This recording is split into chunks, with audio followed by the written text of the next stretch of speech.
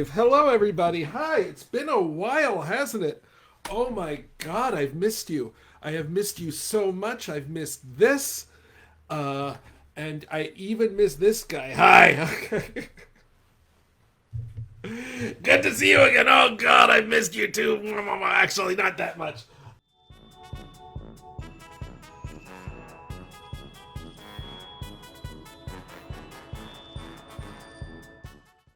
Yes, Bam points out that I was savvy. She wasn't there. He was pretty savvy. All these women are saying nice things about me. Ladies? I am not the boyfriend you want. I am the one you deserve. It's gonna go to your head, isn't it? Yep. Anyway. So we did have a story we wanted to tell. Okay. Oh, Karen said, yay, story time. Okay. That's encouragement.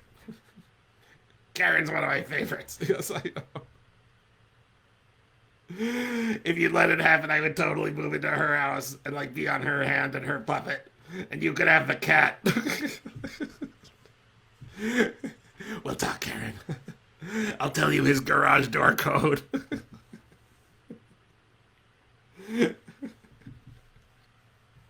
Nope, you're stuck with me. You wouldn't even sound the same. Maybe. Maybe I would sound better. So anyway, we do have a story to tell you, and it's a Jewish story. And oh wait, I'm being interrupted. Very slowly. I wanna be in your story. Why is that, nerdy, vaguely Bill Cosby Bear? Well, I heard you're doing a version of The Hobbit, and I always wanted to do a version of The Hobbit. Nerdy, slightly Cosby Bear, I'm not doing anything like The Hobbit. Don't you lie to get me away from doing the play. I'm not lying. I honestly am not lying. This is a Jewish legend. Tolkien was Jewish. No, he wasn't, first of all. And second of all, he was... No. Oh. I do know. Let me guess. You want to play the part of Smeagol. Yes, I was born to play Smeagol, and you're doing a play about him. No, I'm talking about a story called The Golem. Right, Golem, that was Smeagol after he became corrupted by the influence of the One Ring. No, not Golem, Gollum. Gollum, Gollum. You say Golem, I say Golem. I can't think of another line. I'm just too nerdy. I'm just the nerdy vaguely Cosby Bear. Well, I'm really glad that you've had... Do you want to be in it? I'll play Golem. No, no, no, no, no. It's not that kind of story, but I can give you a role in it because I would like to see more of you, nerdy, vaguely Cosby Bear. Well, if that's what you want, it's what you get. Very vaguely Cosby. Okay. All right. So he's not going to be the lead, but we'll put him in there. What we need is the main rabbi. Oh, thank you, Laura. Hi, Tracy. How are you? I'm so glad. You missed an opening banter thing, and now we're doing the Hebrew legend of the Golem. And the head rabbi is going to be played by Baruch Atah Adoshem Eloheinu Melech HaOlam. Well, the head rabbi is, are you about to say that I cannot play the part because I am a woman? I was going to say that. Who has the best yarmulke of all of your puppets? Well, the king has one. It his crown looks more like Bart Simpson's head. Mine looks like a yarmulke, and he speaks no Hebrew. True, I don't. How do you know Hebrew? I learn many things because I don't waste my time playing video games and doing puppets. Laura, are you talking about the name of the bear? The bear is Nerdy Vaguely Cosby Bear. So, Queen, you know, I don't think that you're the best person to play the rabbi, I have to say, but I also have to say, I like you, and I'm totally making this cast decision based on favoritism. The Queen is going to be the head rabbi of Prague. Okay. And then we have to have the villain. So, King, I have a role for you. Put the king on. I was just holding the king before. Okay. Sassy is kosher. Yes, she was. That's actually a sore point. She was turned into a pillar of salt. And it was kosher salt. Okay, so the king is going to play the villain, this evil Roman emperor guy who, a Roman general who wants to wipe out the Jews. Yes. If you are trying to narrow it down, this is the Jewish story about the time somebody wanted to wipe out all the Jews. Okay, yes. So I think you're going to play the head. Doug, can I play the Roman general who wanted to wipe out the Jews? No, actually, I think we're going to do that. This is the role I was born to play. Please, please. Don't make me beg you, of all people, to let me be the villain. Don't be stingy with the role. You're so unpleasant. I like the clan. Okay, so if you promise to not ad-lib all your anti-Semitic stuff and just like actually play the role, I don't want to deny you that chance. I don't want to deny you that chance. The long name, this is Nerdy Vaguely Cosby Bear. It is. Okay, so the king, I'm afraid you're not going to be in it. No, I understand. She deserves to have it. Okay, so, and then the Golem. There is only one actor in this troupe who can play the Golem.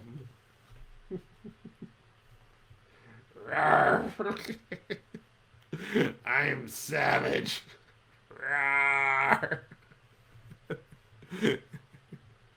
I am corrupted by the One Ring. No Smeagol jokes. We already did it. Yes, the Golem of Hebrew literature is pronounced pretty much the same as the Golem from The Hobbit, but this is not going to be that no more Golem jokes. I'll give you $1 if you don't make any Golem jokes. Don't you dare throw stones in this glass house.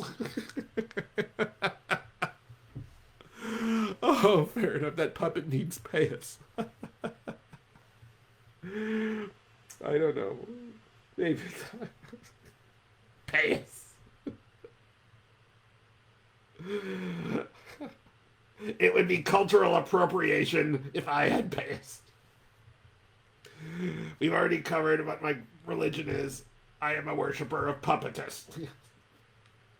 I'll send you a pamphlet. All right, so the story of the Golem. Oh yeah, we're going to tell that. So, okay. So, once upon a time, and many people believe this happened. It happened in a real place, Prague. And Prague was beset by many pogroms. I love pogroms. What? When I'm not watching movie, I'm watching TV pogroms on my telly. When the Cosby Show isn't on, I watch other pogroms. No, Nerdy Vaguely Cosby Bear. Not programs, pogroms. That was beneath even you. That isn't even a fifth grade joke. That's a joke that adults tell fifth graders when they're writing things because they think it's edgy. Not programs, programs.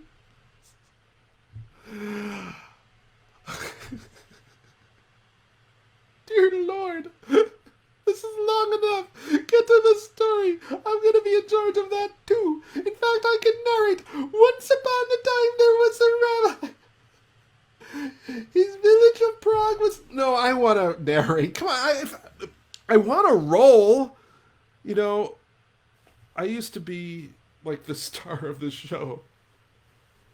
Did you notice I had top billing this time? Go up, scroll up, and read the description of this original post. I got top billing. I didn't say anything. I was so excited. Yes, okay, fine. Programs. Once upon a time, there was a village called Prague. There was a rabbi. The village was beset by pogroms and attacks by the Romans, led by the Roman general Witchus. Arr! Hey, witches! Kill the Jews! Kill the Jews! The historical one said that, so it's not like I'm being anti-Semitic. I can actually say it. Kill the Jews! Kill the Jews! Right? And there would be like a Jew, you know, die, yenu, Die, want you! you know. Call don't believe of. Cold and did believe of! You know, so it was like that. So basically a Jew would say the beginning of a Hebrew song or prayer. Wichitus would make up a deadly like pun about it and kill them. And this was like happening all the freaking time. And so the rabbi of Prague, I roll the R, but my subjects are not allowed to. Only the head rabbi may roll the R in Prague. Oh, and the Kohanim can do that too. I'm a little miffed at the Kohanim today. They double charged me for my pidyon haben. Okay, stop. So if anybody got that joke, well, Bam did. So Bam can explain it to the other people in private message.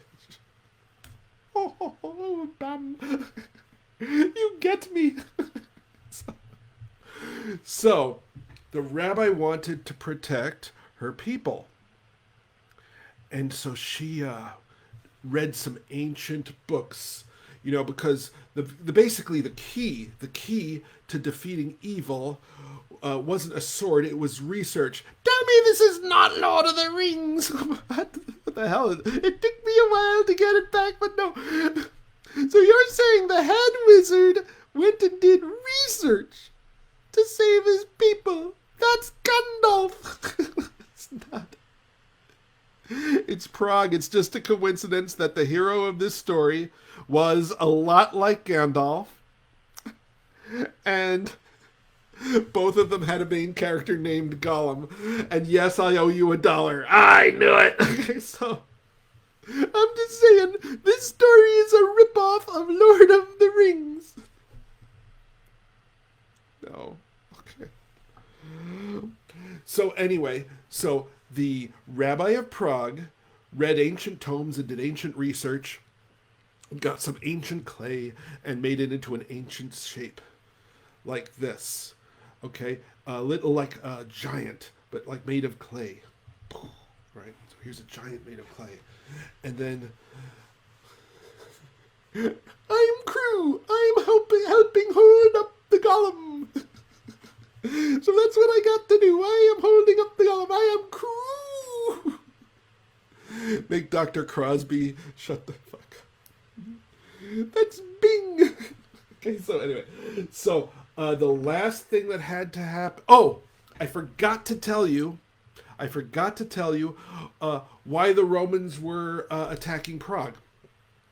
This was also the Prague citizens. They're not innocent. It's not like the Prague people were like, oh, look, Romans. It was the Prague people were totally into this because of blood libel.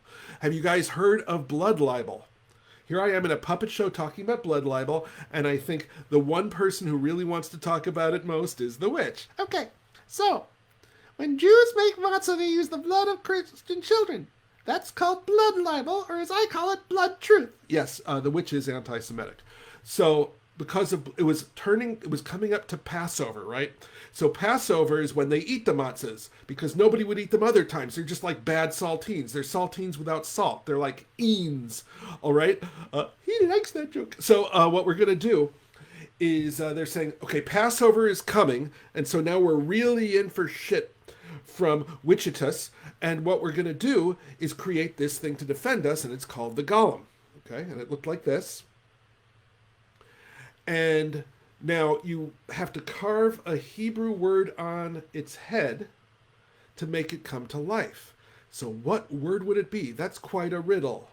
There's a riddle in this story!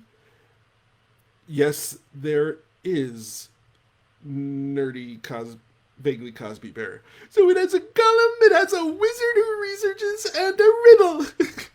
Yes. I'm telling you, this is a ripoff of Lord of the Rings. J.R.R. Tolkien, call your lawyer. Okay. It's white blood cells, Melissa. Oh, don't even start with that stuff. When the witch does it, it's cute. Okay, so anyway. So here we are. And then what she writes is truth. The Hebrew word for truth, which is emet. E-M-E-T. Except they didn't have the vowels. Okay. They don't really care. It was actually, they had one of those stupid silent letters, then the mem, then the tet. But they don't care about the Hebrew. Some people do. But no. We were going so far, we had momentum. So he carved the word, right? E-M-E-T, for truth. And then, this is my big scene. Wait, I'm going to do it right.